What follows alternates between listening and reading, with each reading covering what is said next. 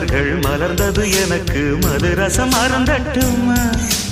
விடுகின்ற வரையில் முடிகின்ற வரையில் கவிதைகள் எழுதட்டுமா முத்தம் என்ற கடலில் முத்து குளிப்போமா அழகு அழகு ஓ நீ நடந்தால் நடையழகு அழகு நெருங்கி வரும் இடையழகு அழகு வேலெறியும் விழியழகு